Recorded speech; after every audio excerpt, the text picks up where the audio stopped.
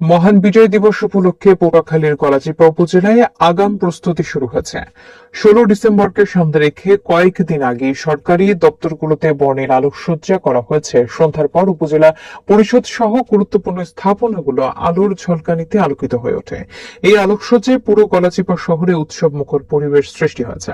16 December উপলক্ষে উপজেলা প্রশাসনের উদ্যোগে প্রায় 4 থেকে 5 দিন আগে বিভিন্ন সরকারি দপ্তরের ভবনে বর্ণিল আলোকসজ্জা করা হয়েছে।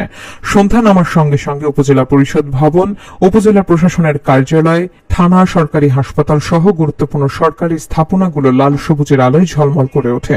এই আলোকসজ্জা মহান মুক্তিযুদ্ধের গৌরবগাথা এবং বিজয়ের আনন্দকে নতুন করে স্মরণ করিয়ে দিচ্ছে বলে মনে করছেন স্থানীয়রা। আলোকিত সরকারি ভবনগুলো গলাচিপা শহরের সার্বিক পরিবেশকে আরও প্রাণবন্ত করে তুলেছে এবং সাধারণ মানুষের মাঝেও দেশপ্রেম এবং আনন্দের অনুভূতি জাগিয়ে তুলেছে। উপজেলা প্রশাসন সূত্রে জানা গেছে, মহান বিজয় দিবসকে যথাযোগ্য মর্যাদায় উদযাপনের অংশ হিসেবেই আগাম এসব প্রস্তুতি নেওয়া হয়েছে।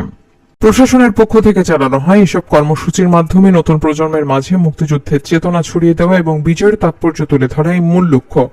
দিবসটি উপলক্ষে শহীদদের প্রতি গভীর শ্রদ্ধা জানাতে স্মৃতিসৌধ ও শহীদ মিনারে পুষ্পস্তবক অর্পণ, জাতীয় পতাকা উত্তোলন, আলোচনা সভা, দোয়া মাহফিল এবং সাংস্কৃতিক অনুষ্ঠানের আয়োজন করা হবে।